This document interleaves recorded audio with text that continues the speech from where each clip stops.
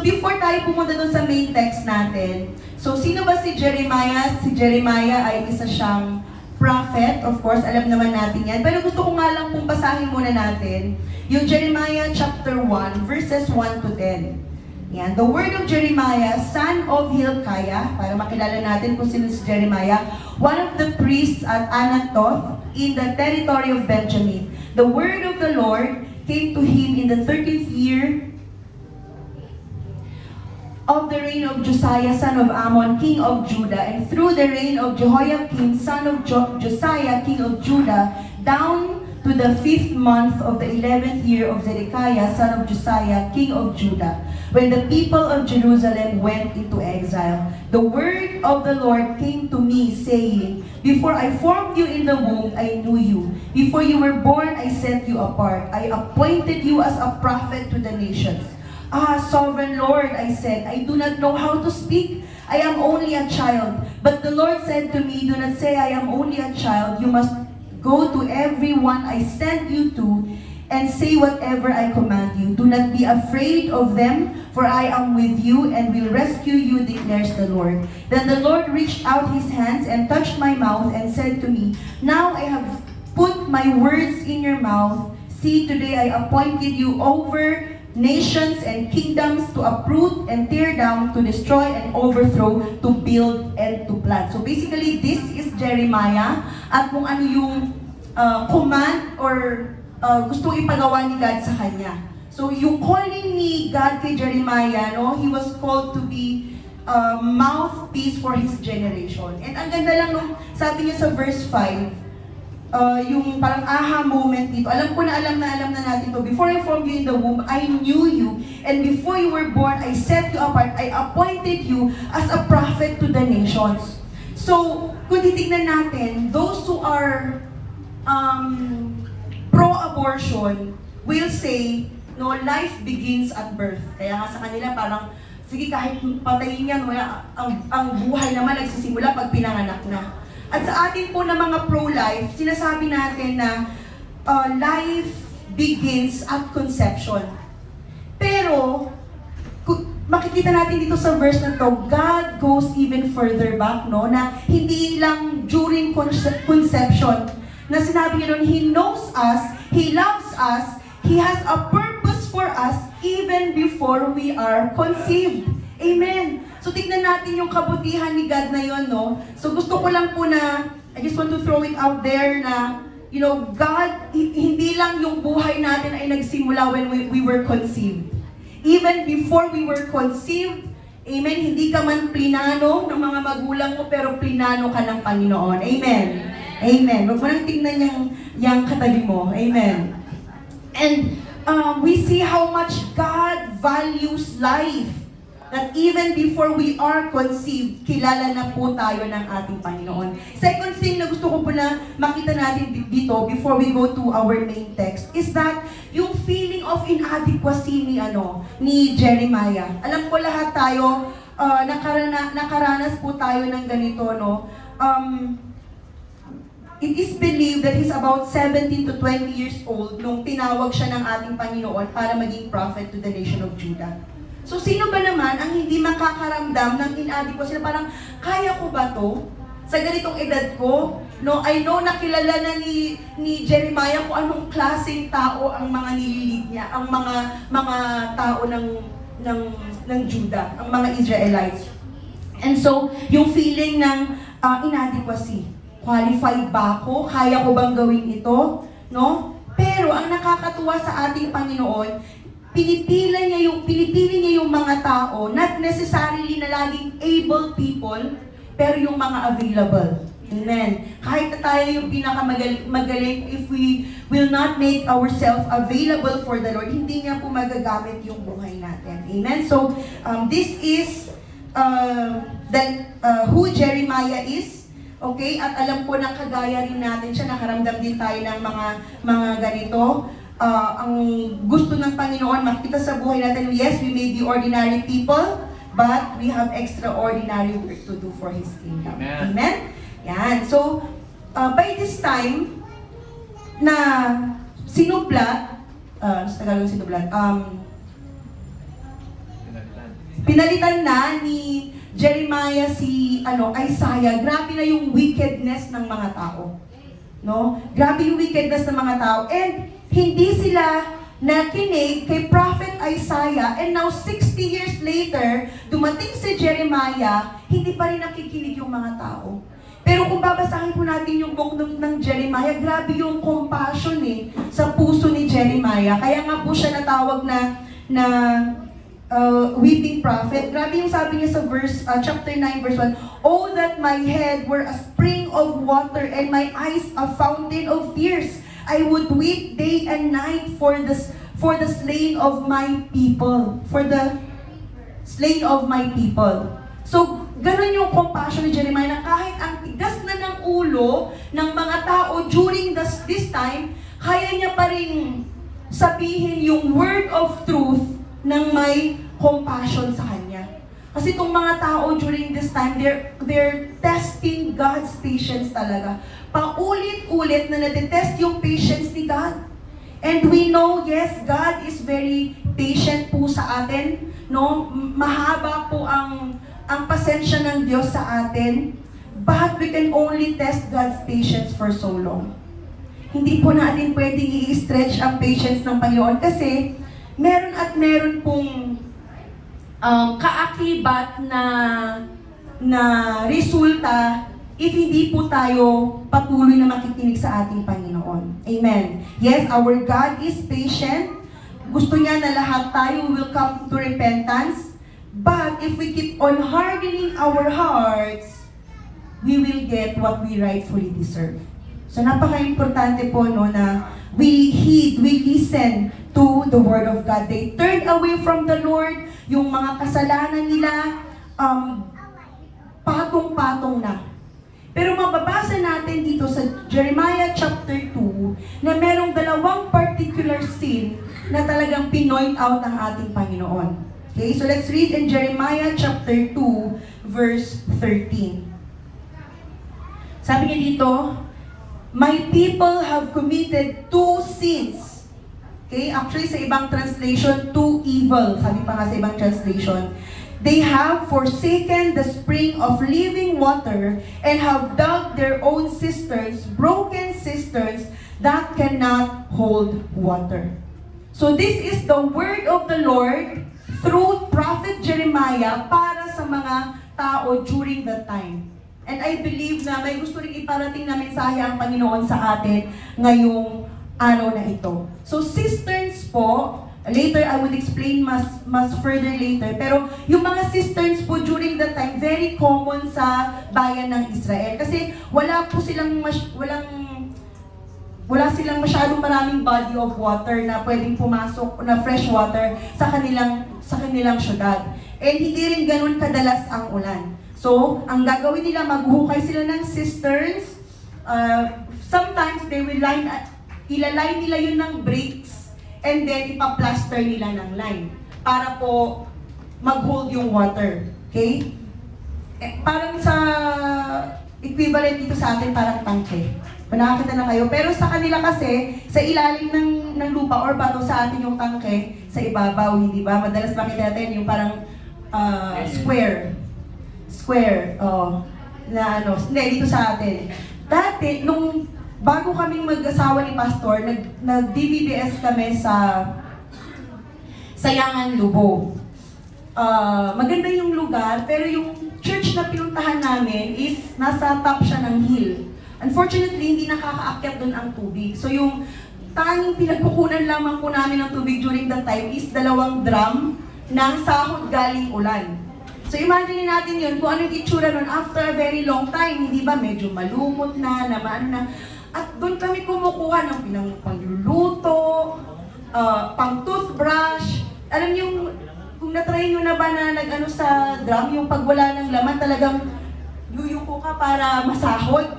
Yung paggabi na yuyuko kami sa sahod para mag-toothbrush, hindi mo na iniisip kung ano yung maano mo doon, makukuha mo. So ganun yung iniinuman namin nung ano yun. Parang pagkatapos mo magturo ng mga bata, parang excited ka sana magpahinga, inom ng tubig. Pero alam mo, wala ka nabuhay kami ni Pastor na 1 liter ng 1.5 liter ng Gatorade. Yun yung baon naming dalawa ng isang linggo.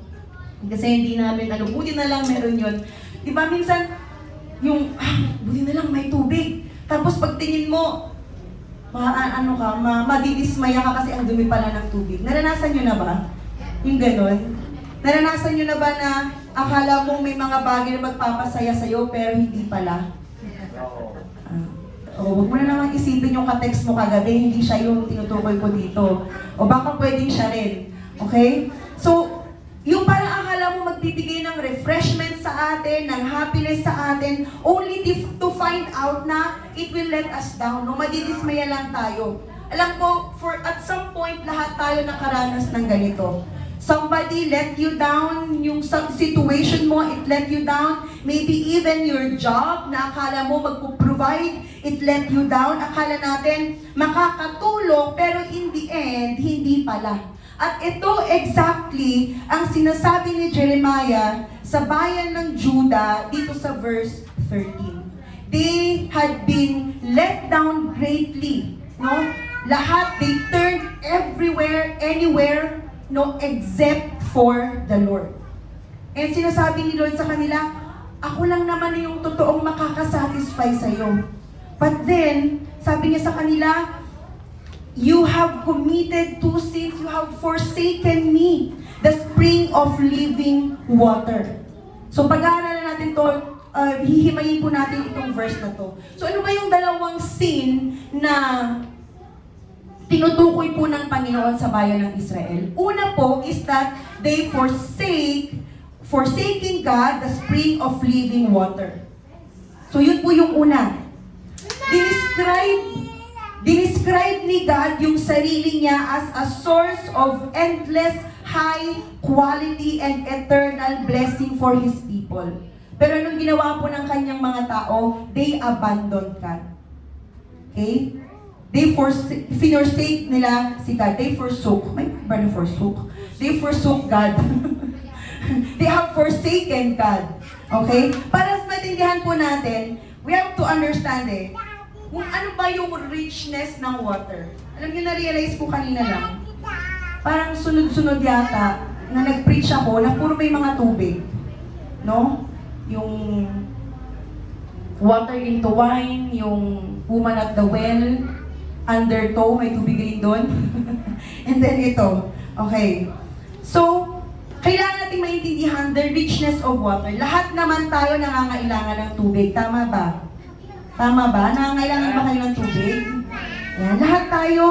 At lalo na po, nung time na yon sa bayan ng Israel. At kung mapapansin natin, no, maraming mga major cities, kahit dito po sa Pilipinas, ang built malapit sa bodies of water. Kasi ganun ka-importante. Pwede siyang means na pagkuha ng pagkain, pagluto, means ng transportation. So, yung mga mararaming mga cities, important cities kagaya ng Manila, Cebu, Davao, Cagayan de Oro, Iloilo, no? Na-build tong mga to malapit sa mga bodies of water. So, ganun ka-importante. Right? Pag pumunta tayo sa ibang bansa, London, Paris, Chicago, at marami pang iba, they are built na malapit po sa mga bodies of water. Kasi nga importante ang tubig. Pero, sa Jerusalem, wala po silang malapit na fresh water na pwede nilang inuman. Wala po silang malapit. May dalawang sources lang po sila ng water those days, no, nung mga panahon na yon. Una is yung isang unnamed na spring na nagsusupply doon sa Pool of Bethesda, that is nasa may northern part ng city.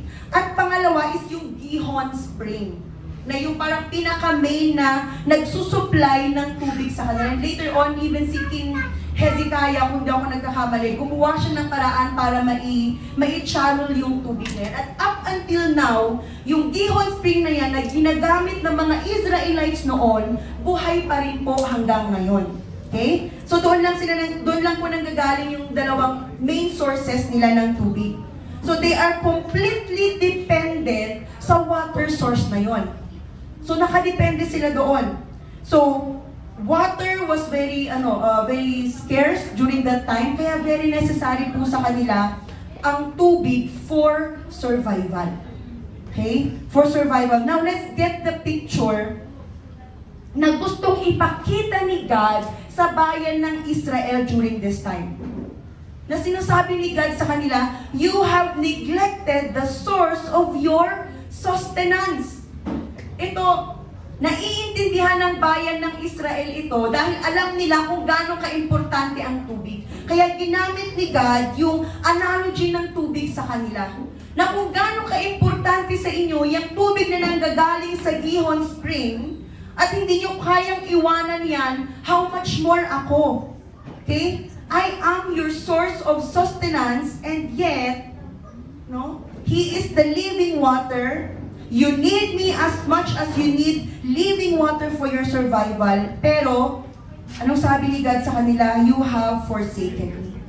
So kahit nga yung katawan natin, di ba? Yung buong katawan mismo natin, ilang percentage ba ng water? 60% ng tubig, yung katawan natin. So, even our very cells, yung mga cells ng katawan natin is very dependent on water. So maiintindihan natin yung analogy ni God dito na sinasabi niya, we should be as dependent on God as the human body is dependent on water.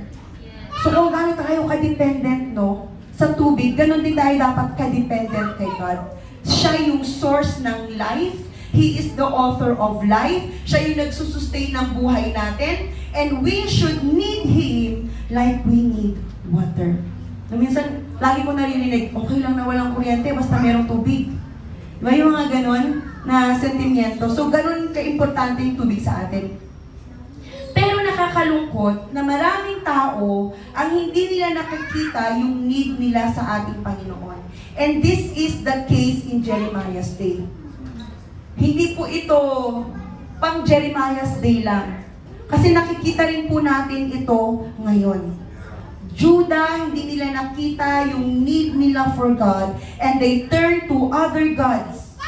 Mga Diyos-Diyosan na hindi sila kayang i-save, Diyos-Diyosan that can't protect them or that can't even provide po para sa kanila.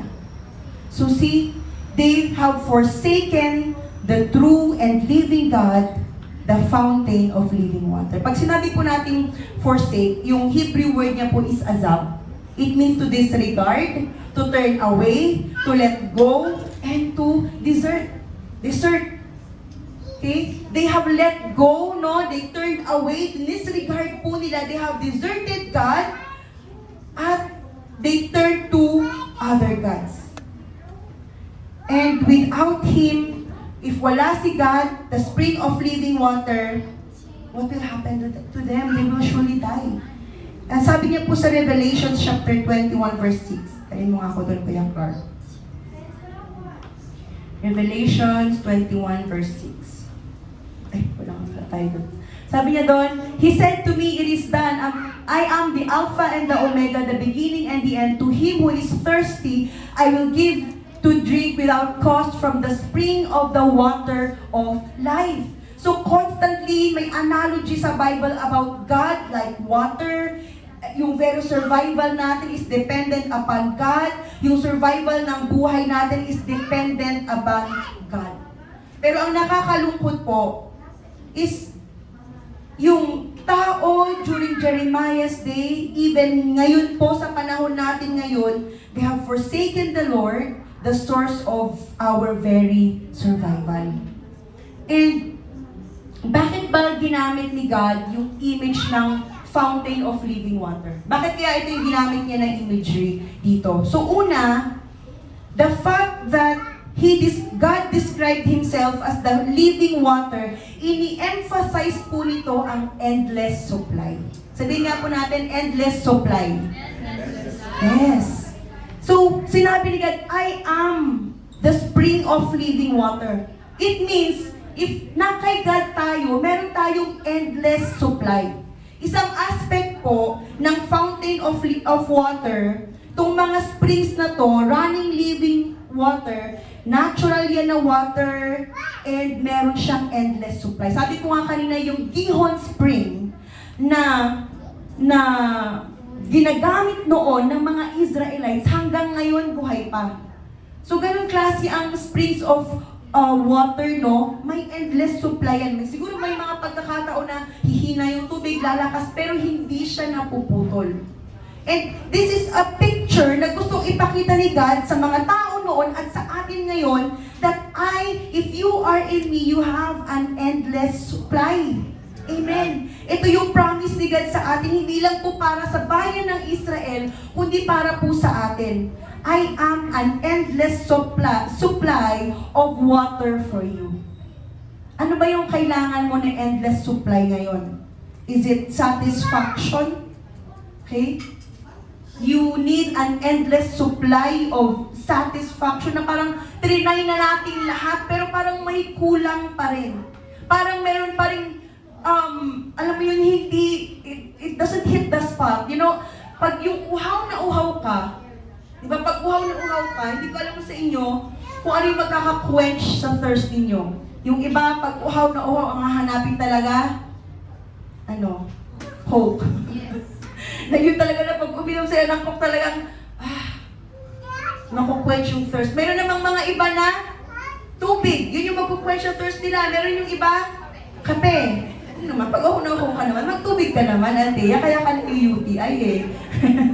Okay. Diba? So, and walang ibang makakapag-satisfy sa atin, endless satisfaction, kundi ang Panginoon lamang. Amen. Ano yung endless supply na kailangan mo? Do you need an endless supply of fulfillment? Amen? Of joy? Then, wala pong ibang makakapag-supply yan sa atin kundi ang ating Panginoon. Amen. Young people, walang ibang makakapag-supply. Narinig natin yung testimony ni Mami Janet kanina, no? Walang ibang makakapag-supply ng endless satisfaction sa atin, fulfillment, other than our relationship with the Lord Jesus Christ. Okay? Pangalawang reason kung bakit pinili ito na imagery is for God to describe Himself because ini-emphasize nito hindi lang yung endless supply but good quality water. Okay? Parang sinasabi ni Lord, yung supply na ibibigay ko sa inyo, hindi lang ito endless supply, clean water pa to. Walang bacteria, walang algae, walang lumot. No? Na parang yung ginagamit namin noon doon sa pinagkakape pa po namin yun.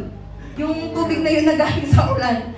No, wala na kaming choice eh. Wala naman yung Gatorade ang pangkape namin. Buti na lang meron yung isang bahay ng panglakayin po nila doon sa Sayangan Lubo na nag-i-invite sa amin. Doon kami naliligo sa kanila kasi doon wala talaga kami pang gagamitin. No? Eh doon, na-enjoy maligo dahil may endless supply ng tubig na malinis. And so hindi na sinasabi ni God na I am your endless supply. Sinasabi niya rin na I can give you something na malinis. Okay? Diba yung uhaw na uhaw ka tapos yung tubig na madadatnan mo madumi? Grabe yung pagkadismaya. Okay? Pero yung fountain of living water is always flowing, always clean. It represents the quality of God's blessing for His people. Amen. Siguro pag nag-hustle tayo sa sarili nating paraan, mararanasan natin na makareceive ng blessing, pero hindi kagaya ng blessing na pwedeng ibigay ni God sa'yo. Alam niyo, sometimes, Satan can also give us seemingly parang blessing, counterfeit ng blessing, na parang okay na to Okay naman. Nasasatisfy naman ako. Pag naranasan mo yung totoong blessing na ibibigay ni God, makikita natin yung difference. Amen. Ng blessing na nanggaling mismo sa ating Panginoon. Nire-represent nito yung quality na blessing na gagaling sa ating Panginoon. And if you look back, kung titignan natin, in the course of Israel's history, di ba, quality blessings yung natanggap ng mga Israelites. From the time na they have been delivered from slavery, yung Red Sea, it's been parted para lang so they can walk on dry land, manna from heaven, quail, water from the rock. They have guided and protected them sa wilderness, na pag umaga merong pillar of cloud para hindi sila mainitan. Pag gabi, merong pillar of fire para to keep them warm. So those are quality blessings from the Lord. No? He gave them His law, His word at Mount Sinai. No, yung presence niya doon sa tabernacle, yung promised land. And yet, nagawa pa rin ng mga Israelite to forsake God na source ng good quality blessings. Bakit? Bakit kaya nagawa nila yon? So makikita natin yon later. So bakit mo iiwan ang ganong klase ng living water? Samantalang yung Diyos-Diyosan that they have turned to, yung Diyos-Diyosan na nilapitan nila, wala namang nagawa para sa kanila. Okay? Only God can. And I want you to know this morning, sa ating lahat po, even for those who are watching and will be watching this later online, only God can, alam mo yun, satisfy and give good quality blessings sa buhay po natin. Amen. Amen. Amen. Panginoon naman po ang pwedeng gumawa nun sa atin. He is the fountain of living water for you and for me today. God is the only source ng eternal supply ng quality blessing, both in this life and in the life to come. So hindi po na nagtatapos yung blessing ni God na, siguro yung mararanasan ko na quality na blessing pag nandun ako sa langit. Hindi po, desire po ni God na maranasan rin natin yung good quality blessing even in this life. Amen. Amen. And wag po nating hayaan that we will make the same mistake na kagaya po ng ginawa ng bayan ng Israel. Na they have forsaken the fountain of living water, the very source of our survival. And notice, doon sa verse na binasa natin kanina, hindi niya lang sinabi na you have forsaken hindi lang yun yung worst part, na they have forsaken the fountain of living water. But, anong ginawa nila? They replaced him with their own cisterns. So number 2, na makikita po natin dito, sabi niya, they have dug their own cisterns, broken cisterns that cannot hold water. So, here, pinapakita ni God sa bayan ng Israel, He's trying to communicate to the people of Israel, ano ba yung spiritual condition ng mga tao during this time. They have forsaken God. He is the source of living water. He is the sustenance. He is the giver of life. Siya yung nagsusustain ng buhay. And they've turned instead, and anong ginawa nila? They manufactured for themselves cisterns. And on top of that, to make it worse, hindi lang to basta cisterns, these are broken cisterns that anong sabi doon, it can't even hold water. Hindi niya mapanatili yung tubig doon sa loob ng cistern na yan. Okay? Now, ano ba kasi itong cistern na to na sinasabi natin kanina pa? It's an underground water tank. Yan. Ang gagawin nila, they would dig, usually po, sa bedrock sila maghuhukay para mas firm. So sa bedrock, maghuhukay sila niyan, ipa-plaster nila, papalitadahan nila yung loob para po mag-hold yung water, hindi tumagas yung tubig. So, ang shape parang pear-shaped siya, commonly pear-shaped, parang medyo narrow sa taas na pabilog sa ilalim, para pwede pa nilang i-cover ng bato or paano pwede nilang i-cover. Okay? And normally siya, 15 to 20 feet siya kalalim, depending if private cistern siya or cistern ng community. Okay? Pag sinabi nating cistern, iba po ang cistern sa well. Kasi pag cistern, meron siyang hangganan. Okay? At wala siyang sariling water source. Nakadepende yan sa ulan or sila mismo yung maglalagay ng tubig dyan. Pag well kasi, lububon, mayroon niyang supply from underneath. no, na water source sa ilalim. So, ito para siyang tangke na nakabaon sa lupa. And habi ko nga kanina, they would plaster it with lime on the inside to make it more waterproof. But eventually, yung pinapalitada nila noon, nagka-crack at nagbe-break din. So, anong mangyayari? Kinabukasan, pagbukas nila, akala nila may pangsaing sila, wala na pala. Bakit? Tumagas na pala yung tubig. So, ganun yung usually na nangyayari sa mga sisters nila. And I hope na nakikita natin dito yung concept. Sinasabi ni God sa bayan ng Israel, and even for us today, you have forsaken me. Ako yung source ng living water. And mas ginusto nyo pa na kumuha ng tubig from a cistern mula dyan sa tangke na ginawa ng mga kamay ninyo.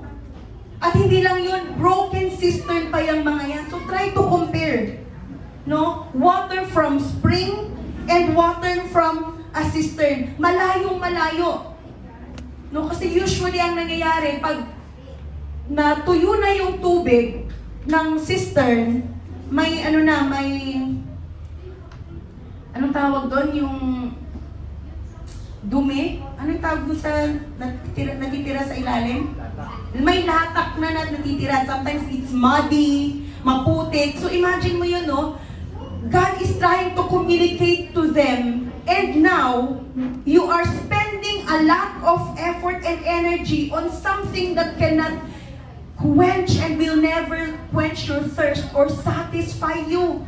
Imagine mo yun, ilang araw, yung energy that they have spent para lang hukayin yung cistern na yon, and it can't even hold water. Why? Kasi eventually nagkakaroon ng crack. And kung iisipin natin yung ginagawa natin ngayon, we are trying to spend a lot of energy, a lot of effort into something na hindi naman kayang isatisfy yung buhay talaga natin.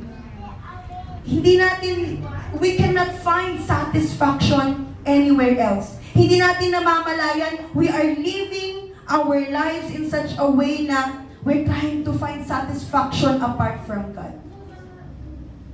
Okay? We'll soon realize na, ay, empty pala ito. Yung ginagawa ko, I have spent all my life doing this and yet it's empty. They can't contain water. It can't hold water. Lagay ka ng lagay pero naglilik. Okay? And back in those days, nung sinasabi ito ni Jeremiah sa kanila, they definitely will understand this word. Itong analogy na to. Kaya ito yung ginamit ni Lord. Dahil sa kanila, alam nila kung ano yung cistern at alam nila yung pakiramdam ng kumuha from the source itself, doon sa Gihon Spring. So, if you've been a Christian for a long enough, if you've been a Christian for long enough, or you've been in church long enough, alam natin na pag sinabing living water, si Jesus yan. Diba? Alam natin yan. This is not new. Pag sinabi natin living water, si God yan, He is our source, which is true. Pero, tignan natin to in the light of their culture. Pag sinabi nating living water noon, sa atin alam na kagad, oh, living water, si Jesus yan. Sa kanila, during that time, pag sinabi mong living water, it just means na yung bubbling, ano yung gumaganon? Bubbling, parang nagbabubble siya, brook, na parang sa kanila, parang living water yung itsura, kasi nagfo-flow siya. Okay? Yun yung ibig sabihin nun sa kanila, na living water. Yun yung term nila for the water na naturally nagbabubble up from underground. Kaya naiintindihan ng bayan ng Israel yung difference between cistern and living water. Cisterns would become stagnant. Sabi ko nga kanina, pwede pang maglumot or makontaminate.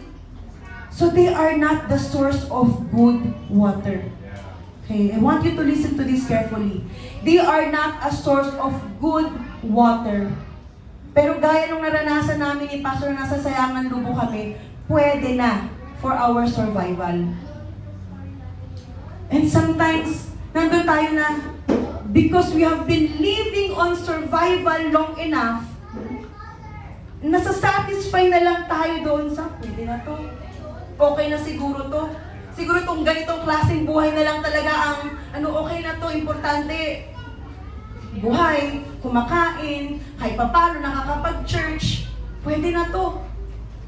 Pero kung if we will look kung papaano at gusto ni God na maranasan natin yung fullness of His blessing, I'm not just talking about blessing that will come to our pocket, the blessing of peace, satisfaction, fulfillment. Bakit parang laging kulang? Na kahit na mag-entrega sa iyo yung asawa mo, bakit parang hindi pa rin satisfied? Kasi merong kulang talaga. If hindi natin kinukuha yung satisfaction na kailangan natin from the spring of living water. Sa mga may asawa po rito, kahit yung asawa mo, it can never satisfy you. Amen. Kaya nga ako asawa, para sana meron man lang mag-aasikaso. You will be let down many times. Ba't ka nakatingin sa akin? Joke lang. Pero, alam niyo yun, if you understand that, minsan kasi hinahanap natin, akala ko ba naman, ganito yung mangyayari, akala ko ba naman, pag nagkatrabaho na ako, okay na, akala ko ba naman, pag nagka-boyfriend na ako, akala ko naman, pag nag-asawa na ako, akala ko ba naman, pag nakuha ko na yung trabahong gusto ko. Okay? It will let you down. Okay? Kasi hindi yan yung makakapag-satisfy sa atin. Only God can satisfy us. You have been living in survival for a long time, kaya iinumin mo na lang kahit saan galing. Iinumin na lang natin kahit na alam mo na hindi naman ito yung totoong makakapag-satisfy sa atin. Okay? So the contrast here, sinasabi ni God, this is who I am. I am your source of sustenance, source of survival. At hindi lang basta ikaw magsusurvive, magta-thrive ka pa. Okay? Siya yung source ng clean, living water na nagre-refresh, wonderful source of sustenance. Pero sabi ni Lord, pumupunta ka pa rin doon sa muddy water.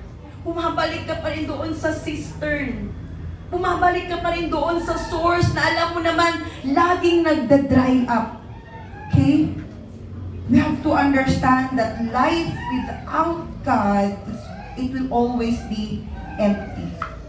Okay? So imagine, saan mo gustong uminom na tap water galing sa sanitary sewage plant? Alam niyo yung sewage plant dyan? Nililinis naman nila yun.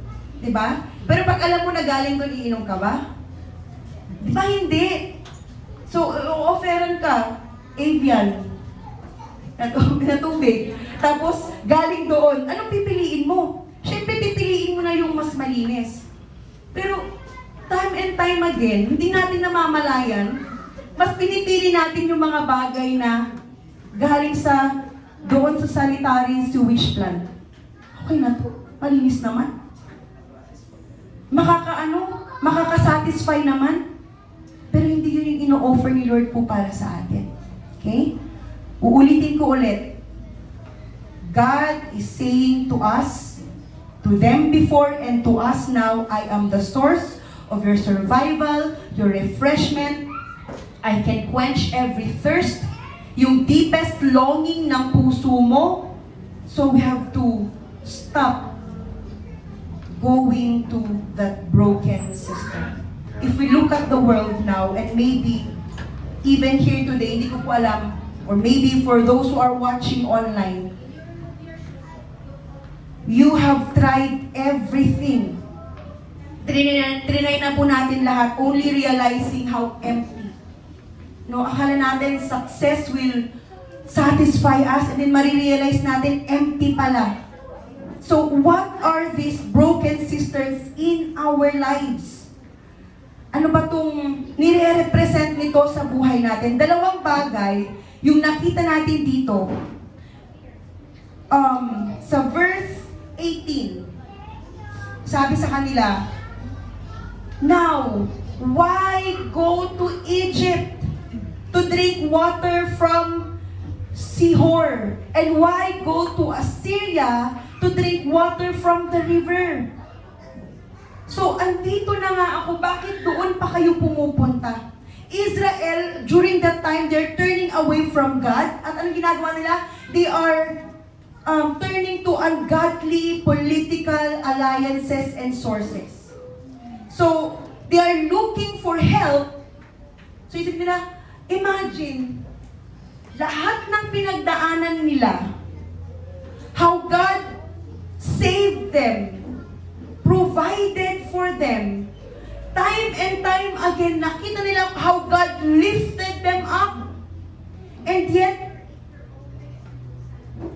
during the time na parang pakiramdam nila, dahil nga, they will be exiled, anong ginawa nila? They turned to Egypt. Baka sila kaya tayong protektahan. Baka yung Assyria kaya tayong tulungan. See? So they turned to Egypt and Assyria for protection, for supply, for alliances. Okay? At hindi lang yun. Siyempre dahil they turned to Egypt and Assyria for political alliances, anong nangyari? Even their gods, in-embrace na rin nila. So Israel wanted protection, they wanted shield around them to protect them from the enemy. Anong ginawa nila? Instead, they turned to for protection saan? Sa ibang nation. Kagaya ng Egypt at Assyria. Para gumawa ng alliances. And the problem is Egypt and Assyria turned out to be broken cisterns. Na hindi rin naman sila matutulungan. Saan tayo? Where do we turn to? Kanino tayo tumatakbo? Saan tayo tumatakbo? Every time na kailangan natin ng protection, ng alliance, ng supply. Kanino tayo tumatakbo? Okay? And when God's judgment came, Egypt and Assyria, they are powerless to protect Israel. So hindi na nila kayang protektahan. Because that's God's judgment na sa kanila eh. If that's not bad enough, sabi ko nga kanina, they even turn to their gods. Alam niyo yung sinabi niya dito sa, now, why go to Egypt to drink from the water of Shihor? This is part of Horus, which is ancient siya na falcon-headed na god ng mga Egyptians. So see, instead of turning to God, time and time again, napatunayan nila kung paano si God napakabuti, and yet, doon sila nag-turn sa falcon-headed God ng small letter G God ng mga Egyptians. So, they are powerless to protect. And if that's not bad enough, sabi ko nga kanina, hindi lang sila nag-turn to these foreign nations for protection. They even embraced their gods. Okay? Sa kanila, they prayed to their gods for rain, for provision. Okay? And those are broken cisterns. Mga broken cisterns po yung mga yan. Pag kagaya nga nang in-explain ko kanina, ang cisterns, meron siyang limit. Okay? Cisterns are very limited. And you have to fill it again, and again, and again. Okay? Hindi siya, it will empty quickly kaagad. Dahil bakit? May mga cracks, may mga fissures. And sabi niya pa sa verse 13, balik tayo sa verse 13. I want you to notice yung sabi niya dito. You have dug, sabi sa ibang translation, you have hewn your own cisterns. So, they are turning to their own effort. God is trying to communicate sa kanila at sa atin ngayon, you are spending a lot of energy on something that can never satisfy you or that cannot quench you. So yung sinasabi, the fountain na binibigay ni God sa atin, the fountain of living water. He is the creator. Everything else besides the creator is of course the creation. So why would you turn to creation? Oh, it reminds me yung mga tao na trying to find tawag dito, direction, trying to find answers from the stars. Why go to the created na stars when you can go directly to the Creator? Amen. And yung sinasabi ni God sa kanila, bakit ka ginagawa mo yan when you can turn to me? Every other source is a man-made source and it can never meet a God-sized need. Israel have a God-sized need and they turn to other nation. They turn to Baal. They turn to Horus. No wonder, no, that they turned out empty. Dahil why? They have been turning to broken cisterns. And I also want to remind all of us today, we have a God-sized need. So stop going to man-made sources. Okay? Siya lamang po yung makakapag-satisfy ng God-sized need po sa mga puso natin. You may get water from it, it's for a while, pero eventually it's going to leak, and you're going to go back one day, and it's empty. No, okay naman ako, okay naman, nasasatisfy naman. But then one day, mamalayan mo na lang, bakit parang ang hirap na, parang ang gulo na ng buhay, bakit parang ganito na nararamdaman ko? Why? Kasi empty na pala yung pinagkukuhanan natin. And ang tanong ko sa atin ngayon, what broken cisterns have you been digging? Ano ba yung mga broken cisterns na hinuhukay natin sa sarili natin? For some, siguro may mga iba, no, na bakit kaya tong tao na to? Hindi niya maiwan-iwanan yung bisyo niya. Bakit kaya tong tao na to? Para palati pa rin balik ng balik doon sa bisyo niya. Naging cistern niya na yun eh. Na pag may problema, pag anxious siya, he will turn to drug or alcohol or smoking, trying to numb yung pain. No, and but that's a broken cistern. It will not give you real happiness. For some, it's sex and relationship. Okay, you can satisfy your flesh, but if that relationship is not from God, that's a broken cistern. Amen, young people. You have to recognize na walang ibang makakapag-satisfy sa inyo kundi ang ating Panginoon lamang. Amen. Amen. Tumingin kayo sa akin. The moment na sabihin na, ay, kung mahal mo nga ako, sige nga, patunayan mo nga, that's not a real relationship. Amen. You can never be satisfied. Eh, pastor, kasi siya na lang yung naligaw sa akin. Baka po wala nang sumunod. If that's not from the Lord. Amen. Huwag niyong hayaan na isatisfy yung flesh sa panandalian na alam niyo na hindi naman yan galing sa Panginoon. Those are broken cisterns. Money and possession, maybe you are digging. Akala natin, masasatisfy tayo. Pleasure and entertainment, just trying na, I'm just trying to have fun. Bago ako mamatay, gagawin ko na yung gusto ko. Work and career, yes, success, that comes from your work and career, fame and legacy. Listen to this testimony. May isang testimony sa Bible, naranasan niyang lahat to. Okay? We all know him. He is the wisest man that ever lived. Remember, sinabi niya, he tried it all. You name it. But he found out na lahat pala ng yun ay broken cistern. He tried to get water from the systems of this world. May knowledge siya, may wisdom siya. Sex and pleasure. No, imagine mo, 700 wives, 1,000 concubines. Broken cistern yun. He wrote books, he worked hard, he made lots of money, but those are all broken cisterns. Sabi ko, siguro ni King Saul, I've been there, done that. Pero, all were broken sisters. Kaya paano niya inumpisahan yung isang book niya? Ano sabi niya? Vanity, vanity. Everything is vanity. Ano ibig sabihin ng vanity?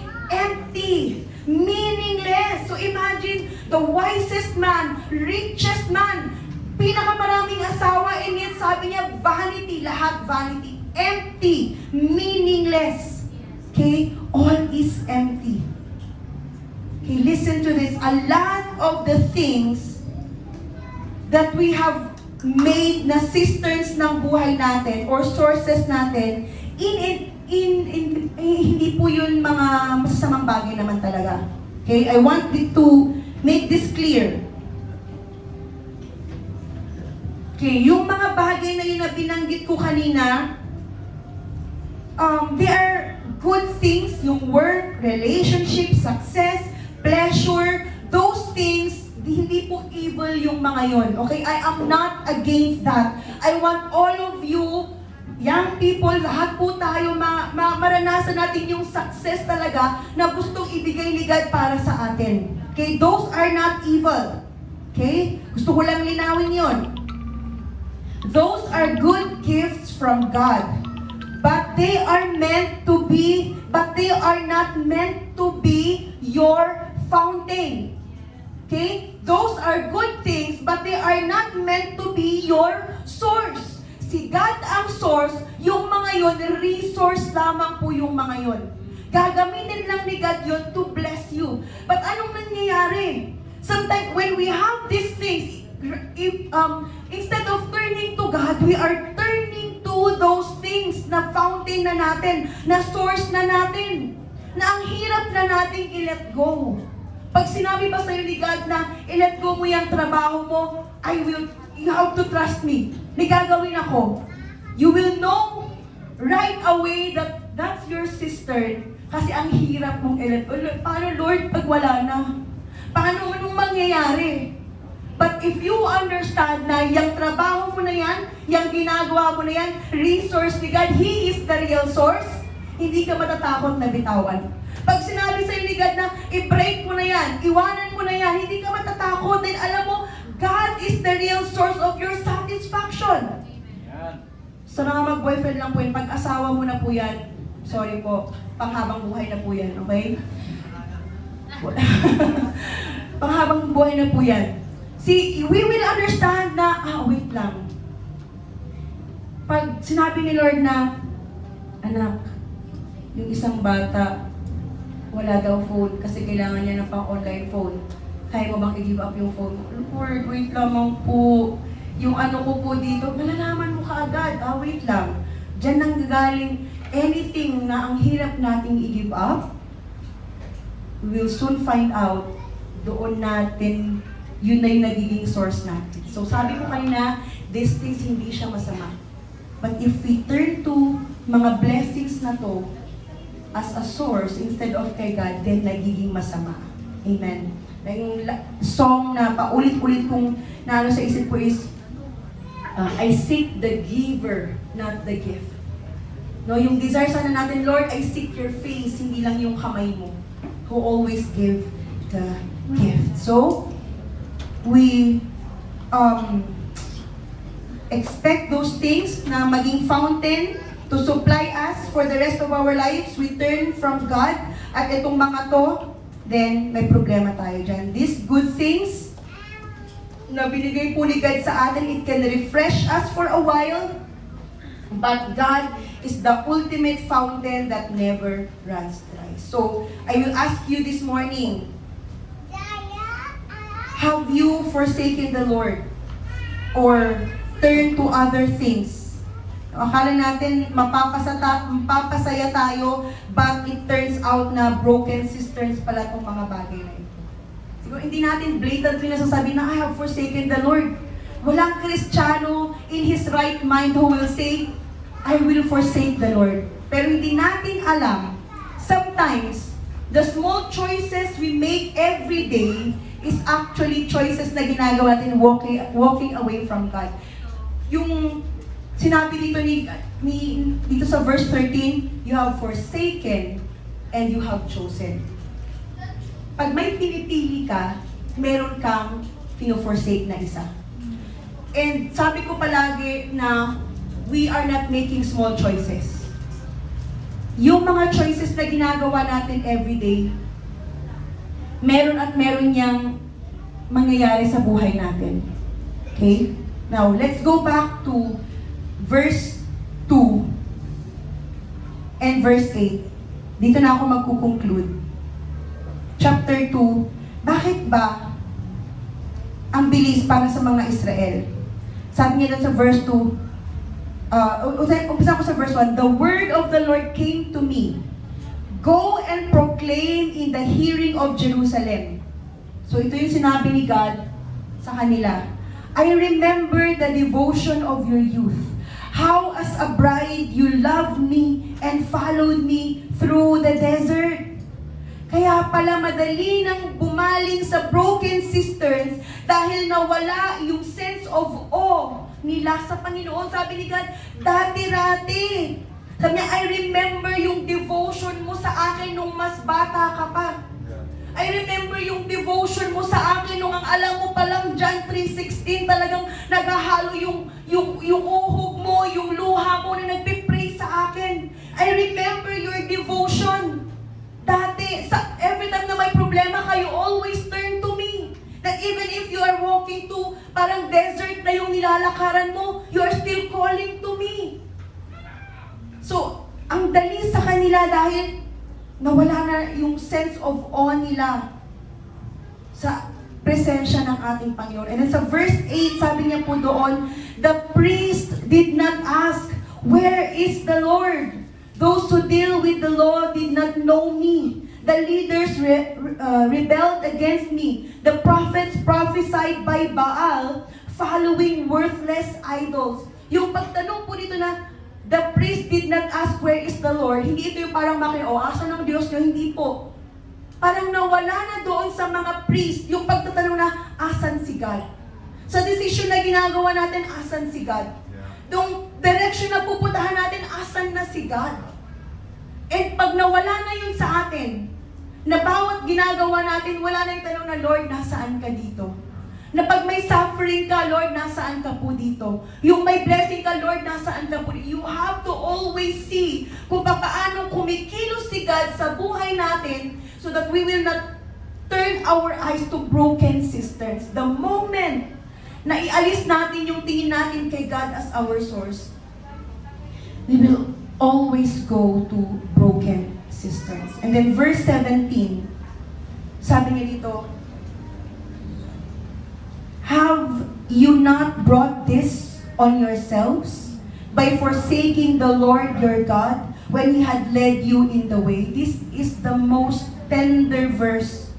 Hindi nagagalit si God dito na bakit kasi kayo nauuhaw? No? Hindi ito yun eh. God is not angry that the people are thirsty. Pero He's hurt, He's angry that you're thirsty and you're not drinking from Him. Amen. Hindi po nagagalit si God pag nakakaramdam tayo minsan na, Lord, ba't nauuhaw ako? Lord, bakit parang may kulang? Okay, ang gusto niya, yes, nararamdaman mo yan para ma-realize mo na, okay, Lord, ikaw lang pala ang kailangan ko. I can always go to you. Okay, He doesn't say, dig a better cistern. Sige, mag-ano ka lang, punta ka lang sa church ulit, magbasa ka lang ulit. Okay, those can help. Pero sabi niya, no, hindi. Come back to me. Come back to God. Come back to that fountain. The answer is not self-improvement or other na pwede natin gawin. It's always repentance. It's always returning to Him. Amen. Tayo nga po tayong lahat. You know, Jesus picks up on this story 600 years later. On a hot Samaritan midday, just outside of Sychar, meron na meet si Jesus na experience na cistern builder. Itong tao na to, grabe na yung experience niya sa pag maghuhukay ng sarili niyang relational cisterns. 5 relational cisterns kung titignan natin. And when this woman arrived at the well, she found the fountain of water sitting beside the well. Alam ko na alam natin tong story na to. We have heard preaching from this verse, no? But when this woman, the Samaritan woman, experienced cistern builder, hindi po literal na cistern, kundi relational cistern, na hindi nakakasatisfy sa kanya, she found the fountain, the source, sitting beside doon sa well na yun. And Jesus came to save her from all her hewing, from all her building, from all that relationship na hindi naman nagsasatisfy sa kanya. Sabi niya sa John 4:14, whoever drinks of this water that I will give him will never thirst again. Sabi niya sa John 7:38, out of this heart will flow rivers of living water. The fountain became a person and his name is Jesus. And if you are here or maybe you are watching online, you don't have to earn your way back to this fountain. The fountain has not moved. Tayo ang palaging lumalayo sa fountain at gumagawa ng sarili nating lagayan ng tubig na broken naman at hindi nagsasatisfy sa puso mo, sa buhay mo, at sa mga pangangailangan mo. Thank you, Jesus. And before I give this to Pastor Hernan, I pray that the Holy Spirit will speak to our hearts this morning. Amen. When you are stressed, when you are down, when you are tired, ano yung first move mo? Can we sit on that question for a moment? Because unknowingly, hindi mo namamalay, yan pala yung cistern mo. When you're tired, when you feel defeated dahil sa ang dami mong hindi na-meet na expectations, when you feel broken and stressed, what's your first move? Saan ka unang pumupunta? Who do you call when you are desperate?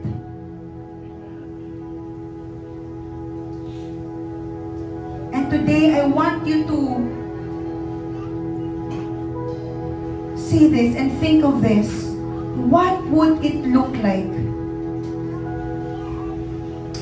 What would it look like if yung need na meron ka ngayon ay ibibigay mo kay God instead of turning to that broken cistern in your life? Maybe nakakatakot dahil sanay ka na. Nasanay ka na lang na pag may problema, ito yung una mong ginagawa. Siya yung una mong tinatakbuhan. But what would it look like today? To actually go to God and surrender to Him and say, God, hindi ko po namalayan, I've been thirsty. I've been living on survival. Kaya nasasatisfy na lang ako sa mga tubig na galing sa broken cistern na ito, pero ikaw pala ang kailangan ko, Panginoon. No one else can satisfy me. Not this relationship, not this friendship, not this career, not this money, but only you, Jesus. You will either be satisfied by the fountain or exhausted by the cistern. Make a choice today. Okay? Make a choice today. Thank you, Jesus. Thank you, Jesus. Thank you, Lord. This invitation is not for everybody, but if you feel like you are in that position right now, I would like to invite invite you to raise up your hand.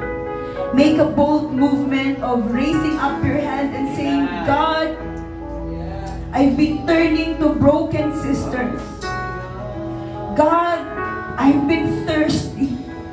I've been living on survival. Ina-accept ko na lang kung ano yung mga bagay na naiaabot sa akin, not knowing na may mas magaganda ka pa palang bagay, Panginoon, na inilaan para sa akin. Father, forgive me. Forgive me for turning to my broken cisterns time and time again and forsaking you, God, Jesus, the source, the fountain, my sustenance. Forgive us, Lord. Thank you for being so patient with us. Love you, Lord. We honor you. Thank you, Jesus.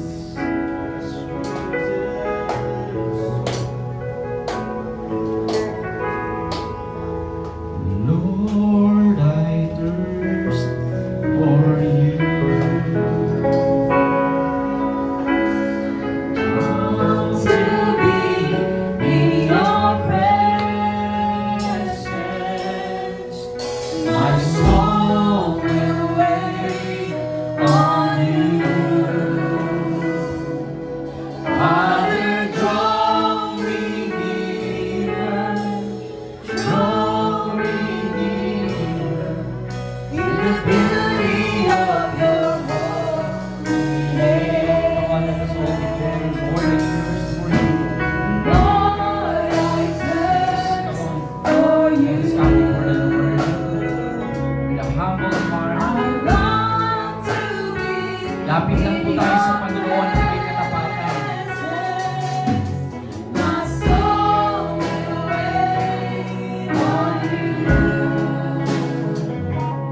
Father, draw me nearer. Draw me nearer in the beauty of your holiness. I will wait on you, Almighty God, in the beauty of your holiness. I will worship you, Almighty God, in the beauty of your holiness. For the last time, Lord, I thirst. Lord, I thirst for you. Yes, Lord God. I long to be in your presence. My soul will wait on you. Father, draw me nearer. Draw me nearer to the beauty of your holiness. I will wait on you, Almighty God, in the beauty of your holiness. I will worship you, Almighty God, in the beauty of your holiness. I will wait, Almighty God, in the beauty of your holiness. I will worship you, Almighty God, in the beauty of your holiness. In the beauty of your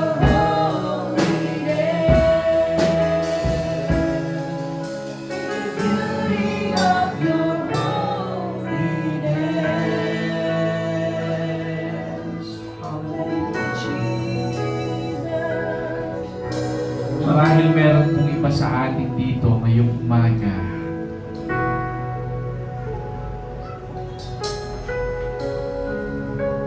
na alam natin na hindi tamang source yung tinatakbuhan natin. We feel anxious, disappointed, discouraged, or even frustrated. Parang yung source ng satisfaction na lagi nating pinupuntahan ay lamas lalo pa na nagiging dahilan para makaramdam tayo ng kabiguan o yung pagiging dry. It did not satisfy yung longing ng kaluluwa natin. Nais po ng Panginoong Diyos na lumapit tayo sa Kanya ng may katapatan at aminin sa ating sarili, Lord, tama na ang pagpunta doon sa mga source na sa tingin ko magbibigay ng ultimate satisfaction sa akin. Hayaan mo, Panginoon, na tumakbo ako doon sa tamang source ng water. The living water that never runs dry. At walang iba kundi yung presensya mo lamang. Kung uhaw po tayo, pupunuin tayo ng Panginoon. Huwag po tayo mag-atubili na mag-spend ng time sa presence ng Lord, mag-spend ng time sa Kanyang mga salita. Huwag nating hayaan na kung kanino pa tayo pumunta o ano-ano pa yung mga bagay na ginagawa natin para makaranas lamang tayo ng satisfaction sa buhay nito. There are two things na kasalanan na binanggit po doon sa Book of Jeremiah, chapter 2. Yung i-forsake natin yung ino-offer ng Panginoong Diyos na walang ibang ultimate answer sa lahat ng ating mga panalangin, kundi siya lamang. At ang isang kasalanan, sinusubukan natin na gumawa ng paraan para lamang tayo ay magkaroon ng satisfaction at malampasan yung mga circumstances, mga challenges na minsan ay naging dahilan para tayo ay maging dry. So tama na po. Huwag na natin i-forsake ang Panginoon. Huwag na tayong humanap pa ng ibang solusyon sa sarili nating paraan. Let us all come before the Lord with a humble heart and surrender everything to Him because He is the ultimate source of living water that gives real satisfaction sa buhay po ng bawat isa sa atin. Dapat po nating maunawaan ito. Because God wants us to enjoy the life that He has given us. Thank you, Father. Thank you, Lord. Huwag mong hayaan na yung circumstances, yung environment, yung emotion, o kahit yung ibang tao ang magsasatisfy sa buhay mo. O yung mga bagay na ninanais mo lamang sa mundong ito. Dahil kapag nangyari yan, patuloy lamang tayong mabibigo. Patuloy lang tayong masasaktan. Lapit lang po tayo sa Panginoon. Dakilang Diyos na makapangyarihan sa lahat sa araw po na ito. Kami po ay dumudulog sa inyong harapan. Nagpapakumbaba ng at inaaming Panginoon sa aming puso na minsan kami ay lumayo sa ino-offer mo na living water. Higit sa lahat yung presensya mo, Panginoon. Nagpapasalamat po kami dahil ang mga salita mo na aming napakinggan ngayong umaga ay buhay at kumikilos sa aming mga puso at isipan at gumagawa, Panginoon, ng pagbabago sa aming buhay. Lord, hindi ko man alam ang sitwasyon ng bawat isa sa amin ngayong araw po na ito. Pero hayaan mo, Panginoon, dahil sa pagsuko ng aming buhay sa inyo at pagsabi na, Lord, you are the ultimate source ng satisfaction po namin. Punuin mo kami, Panginoon. Puspusin mo kami ng iyong banal na Espiritu. Hayaan mo na patuloy po namin maranasan yung kapayapaan, yung kagalakan na hindi kayang ipagkaloob ng mundong ito o mga bagay na inaasam po namin sa mundong ito, kundi mararanasan lamang po namin sa pamamagitan ng inyong presensya. Marami pong salamat, Panginoon, dahil hindi mo hinayaan na manatiling dry kami, Panginoon. Lord, ang akala po namin masaya kami sa buhay na meron po kami, pero nare-realize po namin na hindi pala ito yung totoong buhay na gusto po namin maranasan, dahil hindi ito yung buhay na nais mo para sa amin.